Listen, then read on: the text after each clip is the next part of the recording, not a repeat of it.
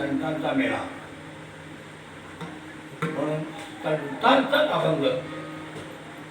कृपाळू सज्जन तुम्ही संतन, ही संत सेवा आहे. या संत सेवेसाठीच आपण येतो, सत्संग घडतो म्हणून संतांचाच अभंग घेतो. कृपाळू सज्जन तुम्ही संत जन,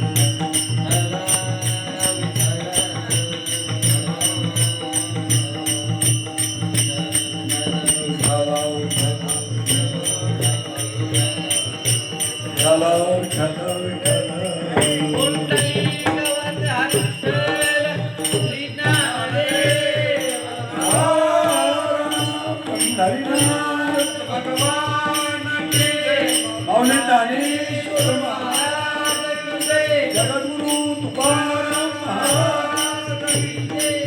चला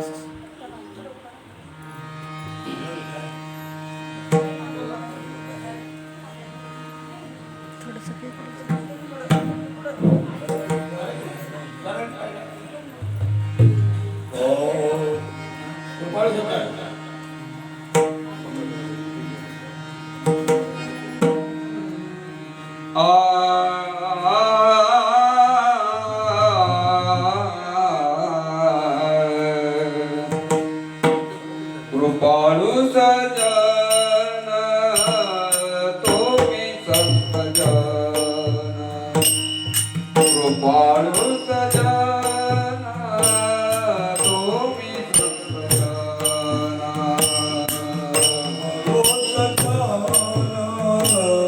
तुम्ही संत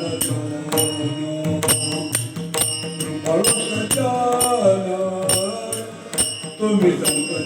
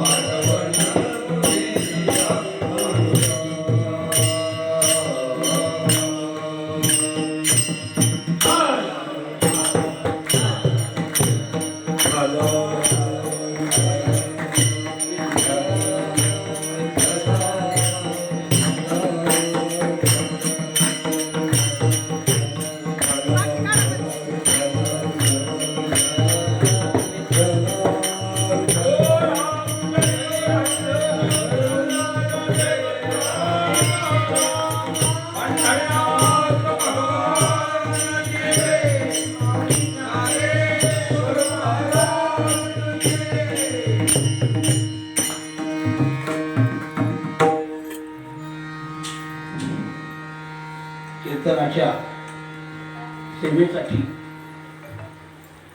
अभंग असा जगद्गुरु तुकोबारांचाच आहे. ते काय म्हणतात? कृपाळू सज्जन तुम्ही संतजन, एवढे कृपादान तुम्ही मन. ही आठवण आपल्याला या पंढरीची, या भूवैकुंठीची आठवण करून देण्यासाठी आपल्याला संतांचा आशीर्वाद घ्यावा लागतो. हे संत आपल्याला हा मार्ग दाखवतात. त्यासाठी हा अभंग तुमच्या चरणाशी ठेवलेला आहे. पांडुरंगा करू प्रथम नमन पांडुरंगा करू प्रथम नमन ओसारे चरण संतती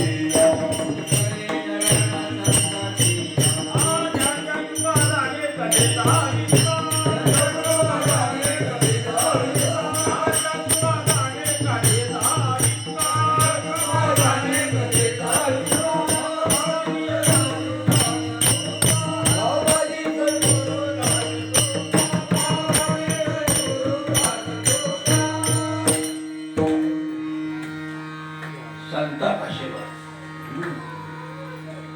आशीर्वाद हा संतांचाच घ्यावा. का घ्यावा? परमार्थाच्या वाटा आहेत. परमार्थाच्या वाटेवर जाताना व्यवहार बाजूला ठेवावा लागतो. प्रपंच थोडा करावा लागतो. माझी अल्पमती आहे, माझी थोडी बुद्धी आहे, ती तुमच्या चरणाशी अर्पण करावं लागेल सेवेसाठी. मदपामरा शिकाय थोरपण पायीची वाहन पायी बरी. का? मोठेपणा नुसता नको आहे. मोठेपणा दिसायला असतो चांगला, वागायला नसतो.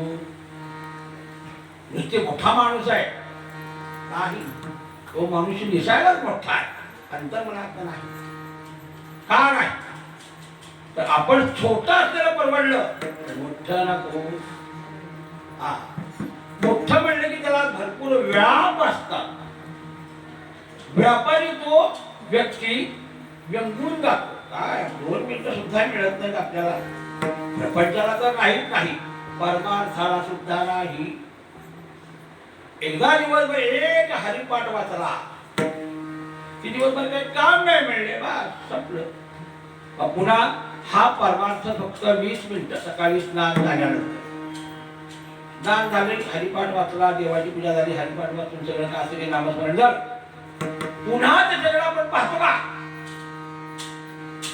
बघतो का आपण? नाही.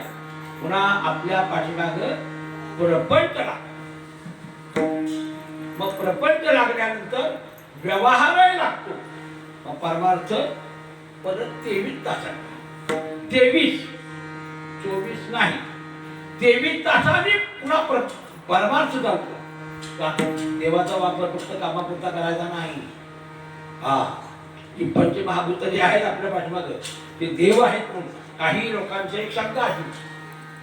आताच्या कलियुगामध्ये काय देव आहे का नाही असं काही लोकांची बुद्धिमत्ता चालते. देव जर आहे तर कुठलाही विचार तसा जर दिसायला लागला तर तुम्ही पळून जाता सगळी म्हणून आपण तुम्ही आम्ही सगळे दिसत नाही म्हणून त्याचं बदलायचं आपल्याला.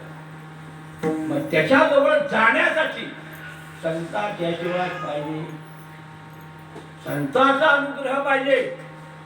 संतांचा अनुग्रह जेव्हा आपण घेऊ त्यावेळी परमार्थ सुद्धा चांगला होतो, प्रपंचही चांगला होतो आणि व्यवहारही चांगला होतो. का? संतांची कृपा व्हावी. कृपाळू सज्जन तुम्ही संतजन, त्यांची कृपा आपल्याला व्हायला पाहिजे. त्याला सुद्धा भाग्य लागतो, कुणालाही मिळत नाही. या देशाची लोकसंख्या आहे 135 कोटी.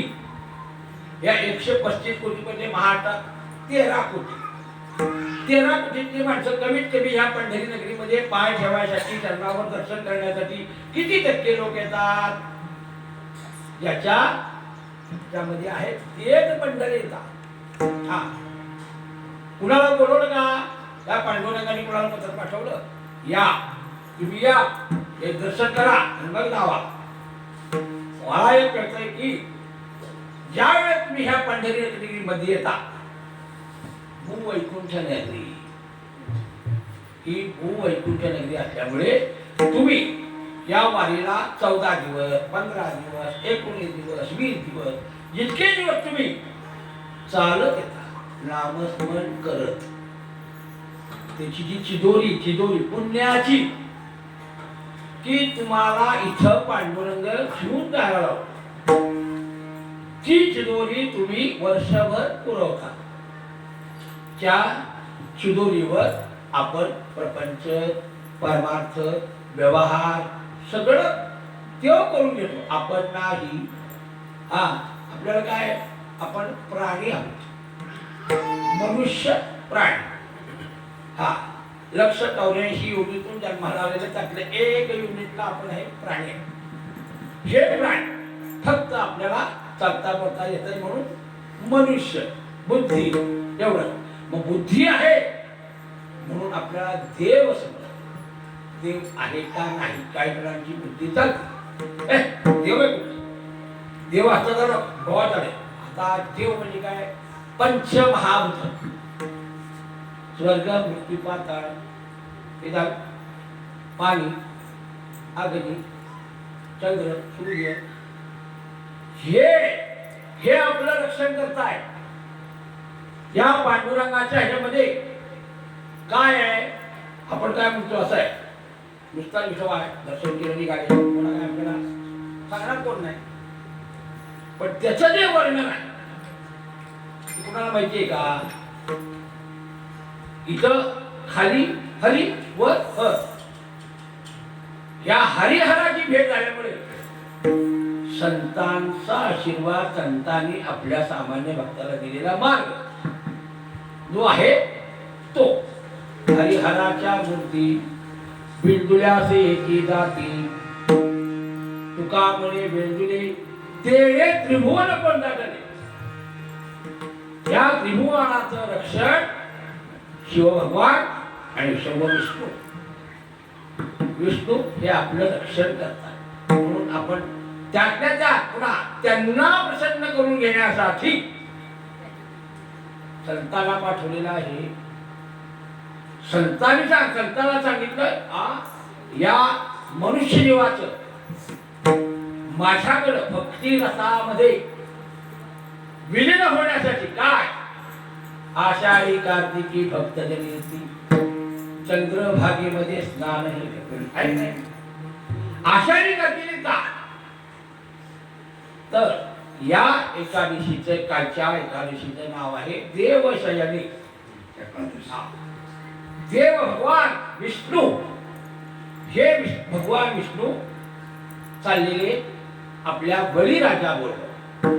बळीराजाला फार महत्व आणि बळीराजा हा सुरू होता. या बळीराजा बरोबर निद्रा अवस्थेसाठी गेलेले. मग हे जे 4 जे महिने आहेत, चातुर्मास मानतो, या चातुर्मासामध्ये कुणाचं सध्या कोण सांभाळणार, या भूतलाचं रक्षण करणार, म्हणून शिव आहे. शिव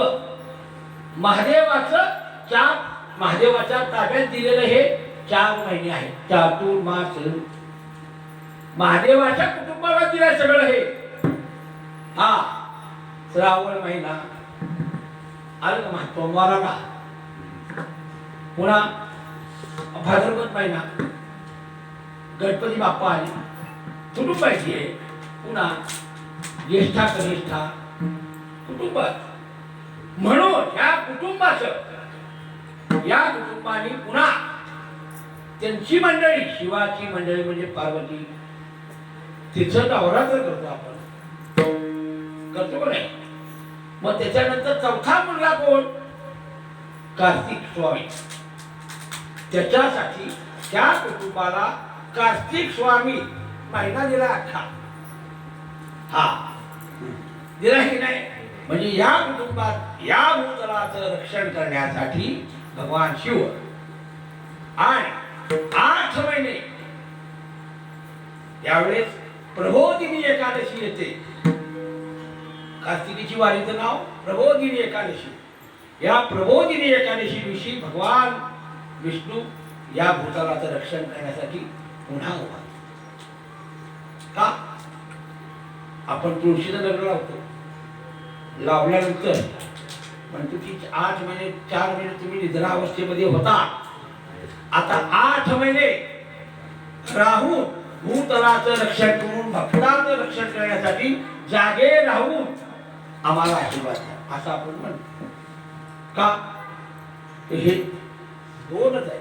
हरिहराच्या मूर्ती इंद्रियासी आहे की नाही. हरी आणि हर यांची इथं भेट झालेली आहे. हा हरिहराच्या मूर्ती इंद्रियासी तुका म्हणे वेंद्रे तेने त्रिभुवन कोण झाले मुक्ती पाहता. याचं रक्षण करण्याची ती दोन ब्रह्मदेव नाही. ब्रह्मदेव भगवान विष्णूच्या नाभी कमलातून आलेले. त्यामुळं ब्रह्मदेवाला किती मुख? 4 मुख. हे 4 मुख म्हणजे काय? ऋग्वेद, यजुर्वेद, सामवेद आणि अथर्ववेद. या 4 वेदाचं निर्माण केलेलं विशेष म्हणजे ब्रह्मदेवाने. त्या पुन्हा ब्रह्मदेवाचे 2 भाग झाले. 2 भाग म्हणजे कसे? नर आणि नारी. त्यामुळं त्यांना 2 भाग झाल्यामुळे त्यांना प्रजापती नावाचा एक चिरंजीव झाला. त्या प्रजापती पासून आपण एवढे वाढलेलो आहोत. त्याला दिलेला जो आशीर्वाद आहे प्रजापती आहे ना, राजा होऊन गेला.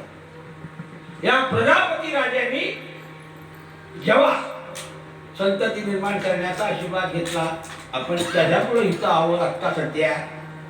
त्याच्या आशीर्वादाने नारदाला किती मुलं झाले? 60 मुलं नारदाला झाली. 60 मुलांची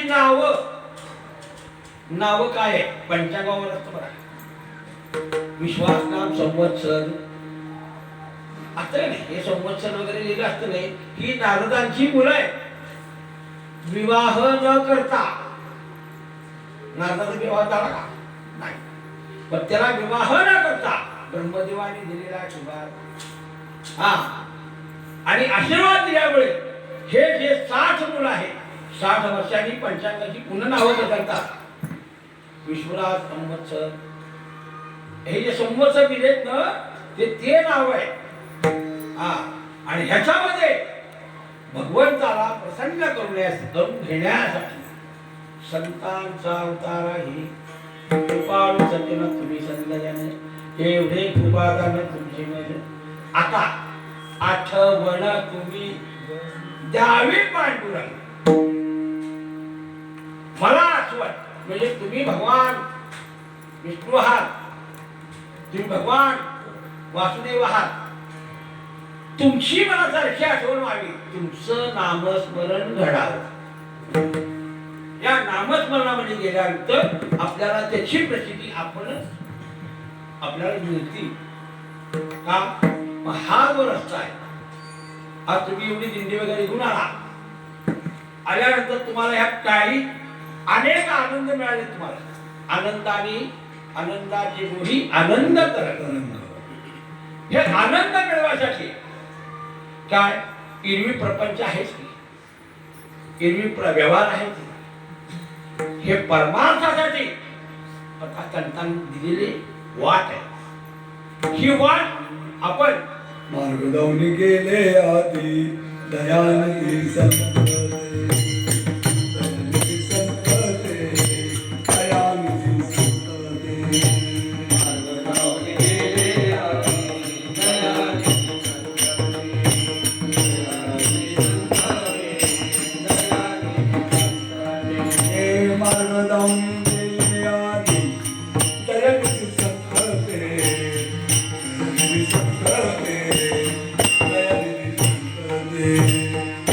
Amen.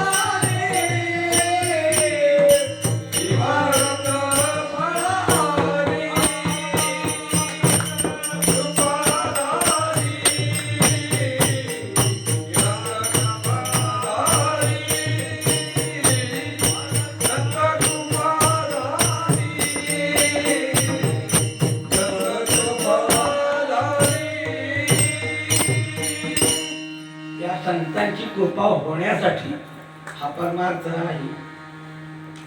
त्यांची कृपा व्हावी आणि त्या कृपेसाठीच आपण धडपडतो.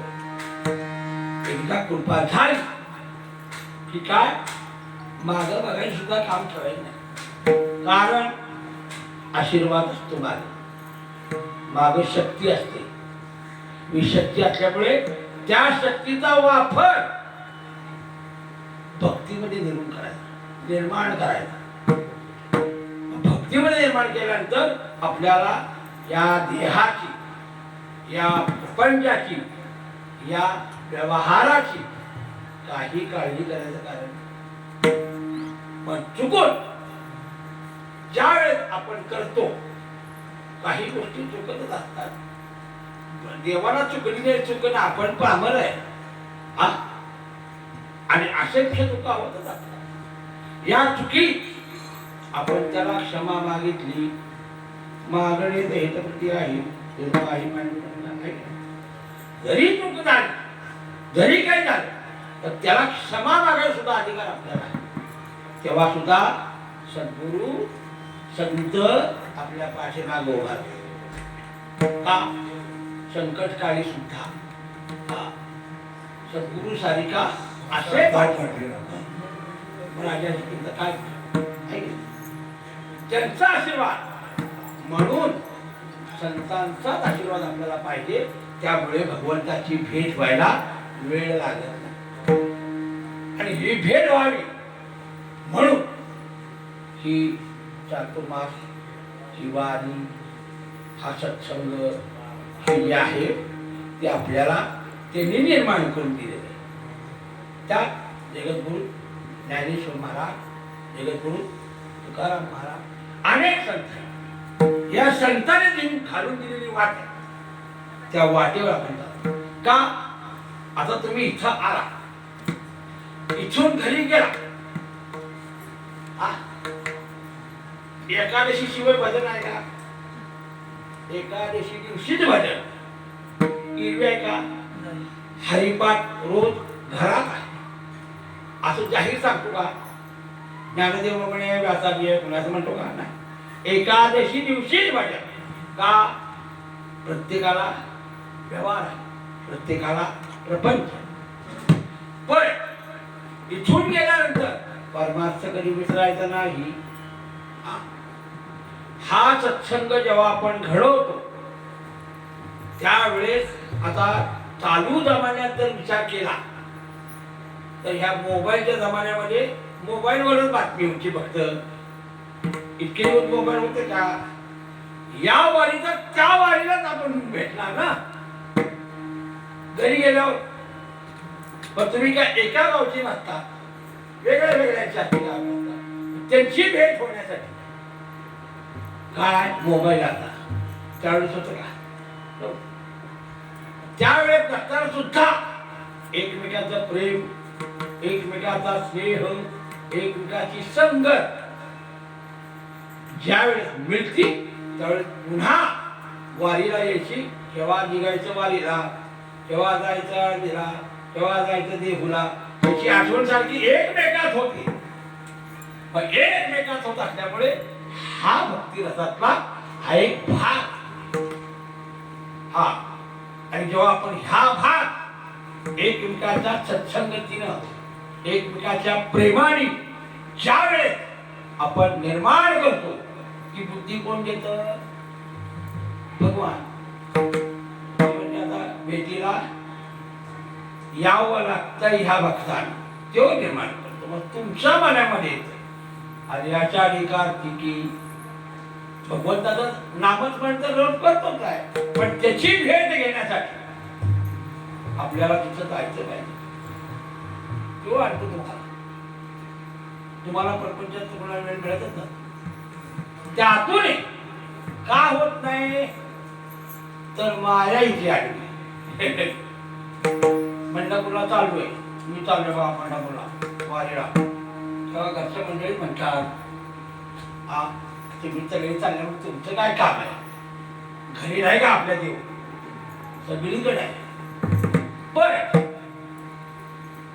तिथं गेल्यानंतर फक्त आणि भगवान यांच्या चरणाला जेव्हा हात लागतो किंवा त्यांच्या चरणाला स्पर्श होतो त्यावेळी जे समाधान आहे ते समाधान घरी गेल्यावर आहे ना.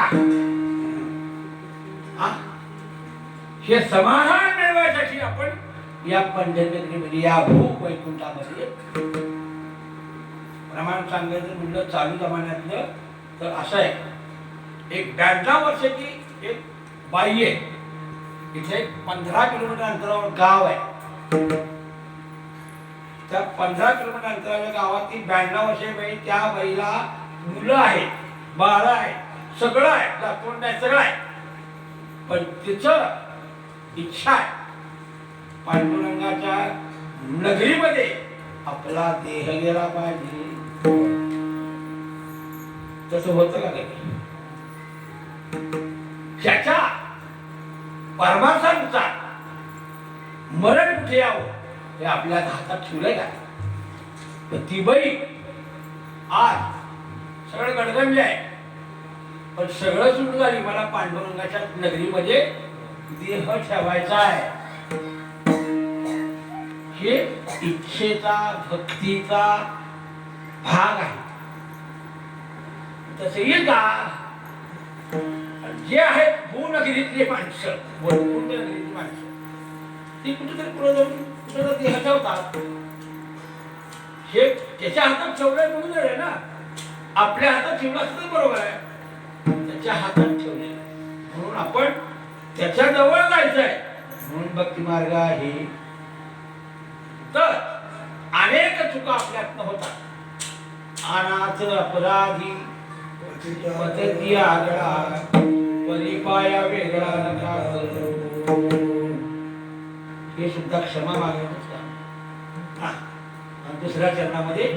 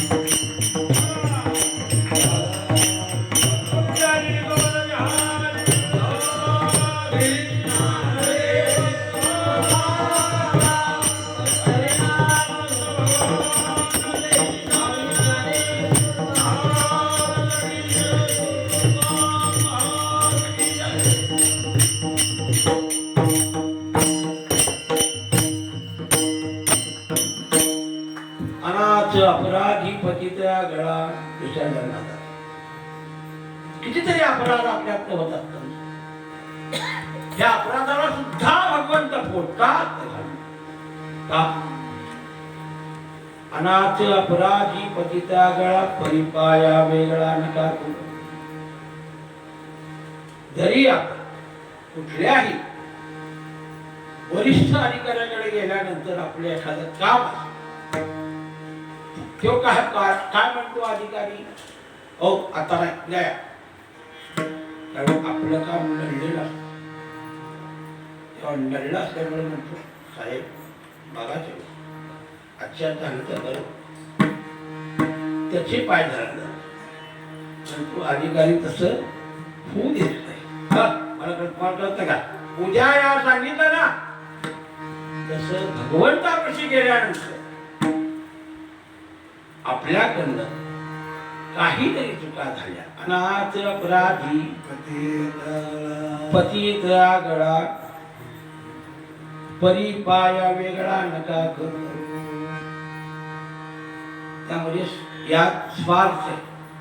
या चालू कामात म्हणलं यात अनाथ अपराधी पतिता गळा परिपाया वेगळा, यामध्ये स्वार्थ आहे का? स्वार्थ काय? स्वार्थ करायची बुद्धीच होत नाही ना. माया किती जरी आडवी आली तरी त्या मायेला थारा मिळतच नाही का? तर आपल्या हातून त्याला जेव्हा शरण जातो, संताला शरण गेल्यावर सुद्धा संत आपल्याला माफ होतात आणि पाठीमागं उभा. नुसते काय उभारून करायचं तर पाठीमागं उभारतात. पाठीमागं उभारून केला आपल्या पाठीमागं कृपा दृष्टी.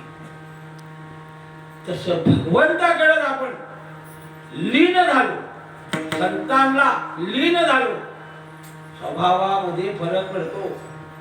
त्यावेळेस लीन होतो. बुद्धीनं लीन होणं झाल्यानंतर हा कुणी सत्पुरुष आहे, हा कुणी ज्ञानी आहे, हा कुणी भगवंतानी पाठवलेला होता. भगवंतानी पाठवलेलं हे प्राणी आहे. अल्पबुद्धीवाले भगवंतानी प्राणी पाठवला म्हणतात, म्हणणार नाही, ज्ञानी म्हणणार नाही. का? तर त्यांची सुद्धा अल्पमतीच आहे. ज्या वेळेस आपण त्यांना शरण जातो त्यावेळेस आपल्याला कडेवर येतो. हा भक्त आहे, माझं लेकरू आहे, विठू माझा लेकरू वाळा. संतांना गोळा केलं कशाला? संगे भक्तांना. का? बाकी नव्हतं. ह्या संतांना जवळ केल्यामुळे त्यांच्यात ते लीन झाले आणि त्यांच्यावर आपण लीन व्हायचं. संतांना ज्यावेळेस संतांच्या चरणावर लीन होऊन जातो तेव्हा अहंकार नावाची जी चीज आहे ती थोडी थोडी थोडी थोडी कमी व्हायला लागते. का? अहंकार हा कुणाला सुटलाच नाही. नुसतं आपण म्हणाय अहंकाराचा बारा राघवराजा माझ्या नुसतं म्हणत. पण ज्यावेळेस अहंकार कसा निर्माण होतो? कली युग असल्यामुळे. कली नावाचा माणूस आहे. माणूस वगैरे कोण नाही हो. आपण म्हणतो कली नावाचा राजा होता हे ते नाही. कली म्हणजे मोह. मोह निर्माण होतो. आपण म्हणतो कलियुग चालायचं चालल्याप्रमाणे वागायचं असतं. कली म्हणजे मोह, कली म्हणजे स्वार्थ, कली म्हणजे अहंकार. आणि तोच शब्द आपल्या हातात जातो. प्रमाण युग आहे भागवतामध्ये. अहंकार कसा निर्माण होतो? पूर्वीपासून नाही, काही नवीन नाही. भागवतामध्ये असं प्रमाण नाही. एक परीक्षित राजा शिकारीला जावं लागते. जेव्हा शिकारी जातात त्यावेळेस एक साधू तपश्चर्या करत बसते. तपश्चर्या करत असताना तिथं त्यांच्या पायाखाली एक मेलेला साप पडलेला असतो.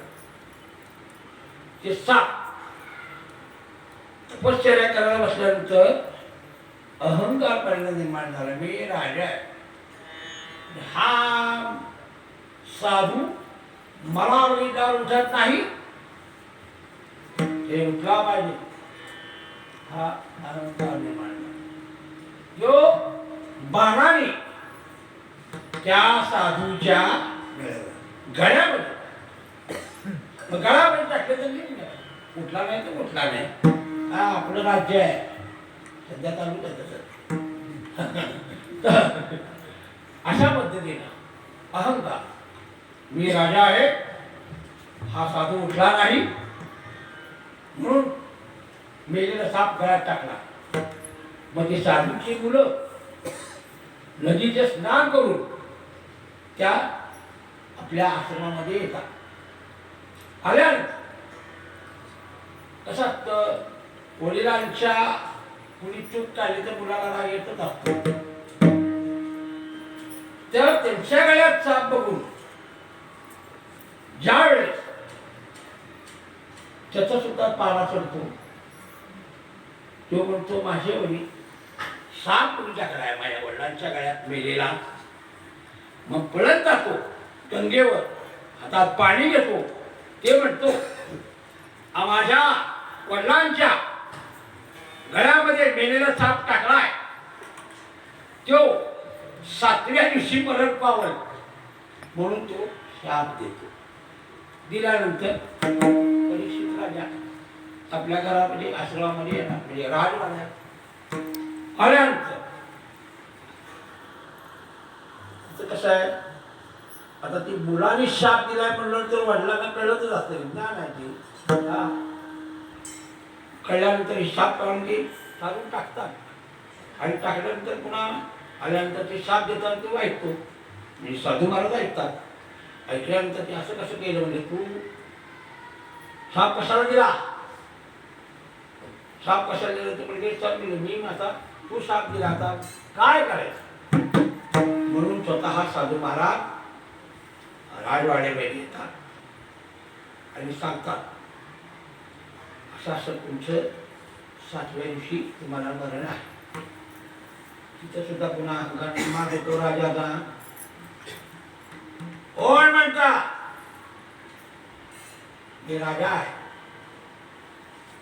जोपर्यंत त्याच्या डोक्यावर मुकुट असतो, सोनं, मोह म्हणजे सोनं, हा, जोपर्यंत मुकुट असतो तोपर्यंत त्याचा अहंकार झाला.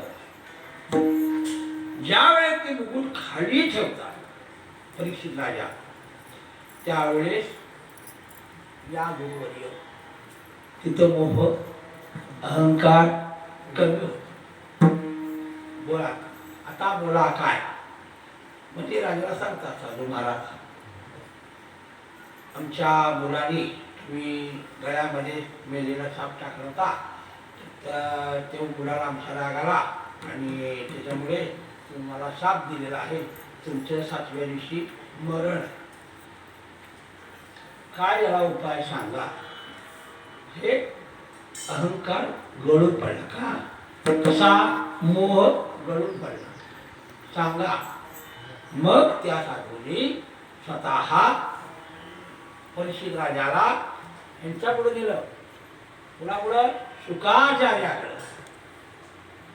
मग त्यांनी सांगितलं 7व्या दिवशी मरण टाळावं म्हणून. मग मरण टाळावं म्हणून काय? ऐकाले तुम्ही कथा भागवत. भागवत ऐकल्यानंतर काय प्रसिद्धी मिळती ती सामान्य माणसाला तर कळणारच आहे आणि मोठ्या माणसाला सुद्धा कळणारच आहे. पण त्यामध्ये असं आहे, अहंकार मोह हे जे आहे ते फक्त परीक्षित राजापुरतंच होतं. ते परीक्षित राजापुरतं गेल्यानंतर भागवत ऐकल्यानंतर मोह कुणाचा संपला नाही, अहंकार तर कुणाचा संपला नाही, संपणारही नाही. अहो आपण आपल्याला बोलता येतंय, चालता येतंय. कुत्र बैल ही जण 4 पायाचे श्वान आहेत ना, श्वापद, त्यांना तुम्ही कुत्र्याला जरी दगड मारला तर कुत्र सुद्धा अंगावर येतं, त्याला सुद्धा अंग जातं आहे की नाही. बोलून करते. बैलाला साबूक मारला किती वेळ तो मार खाणार, तो सुद्धा जपून बघतो. हा अहंकार कोणाला चुकला नाही. आपल्याला बोलता येते करता येते म्हणून अहंकार आहे. म्हणजे आपण हे असं म्हणतोय अहंकार कोणालाच चुकला. मग हा अहंकार सोडायचा भक्ती मार्गाने. स्वकाम आळंदीला तुम्ही जर गेला तर स्वकाम सेवा नावाचे कार्यकर्ते आहेत का बुवा. स्वकाम सेवा, कुठलीही अपेक्षा नाही, या पद्धतीने काय करतात मग तो अहंकार हळूहळूच कमी होतो. मग कमी झाल्यानंतर आपण माणूस आहे असं जागृत होतो आपण. का तुम्ही जर नमस्कार केला तर समोरचा नमस्कार करल, ह्याला लीनता म्हणतात. तुम्ही जर म्हणला ताटात चालला तर तो नमस्कार करल का, तो बोलत तर का तुमच्याशी. हा म्हणून अहंकाराचा वारा न रागोराचा माझिया विष्णुदाचा भावी. मग तो अहंकार काय म्हणतात, अनाथ परिपाया वेगळा नका करू. तुका म्हणे आता तिसरा चरणात जगत कोपरा काय म्हणतात, तुका म्हणे आता निरविल्यावरी. तुका म्हणे तुम्ही निरविल्यावर.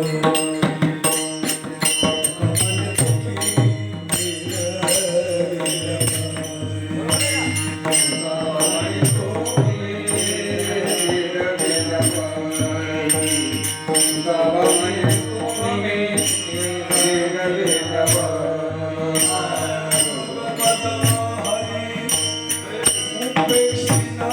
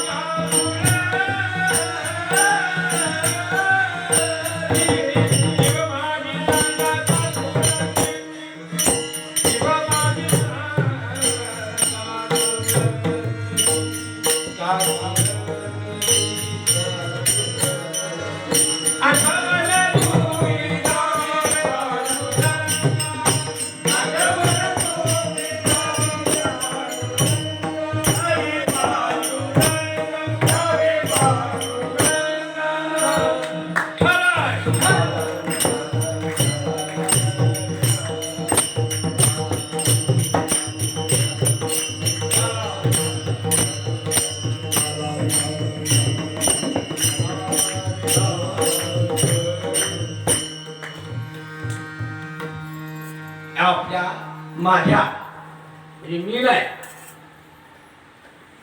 मी म्हणलं की अहंकार आला.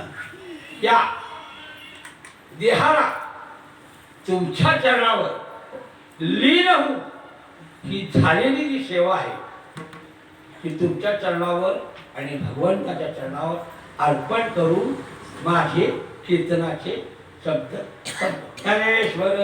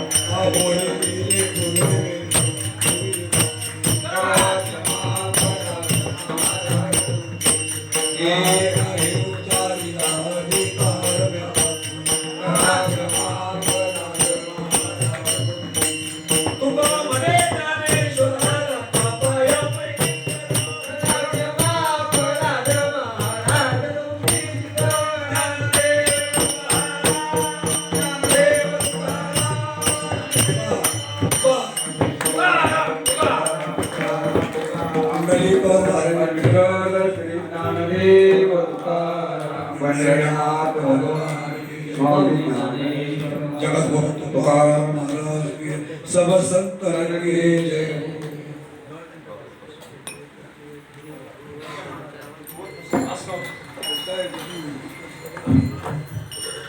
पाच मिनिटं कोणी उठायचं नाहीये.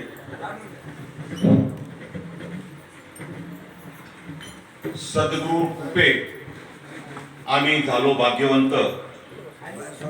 एका क्षणात आम्हा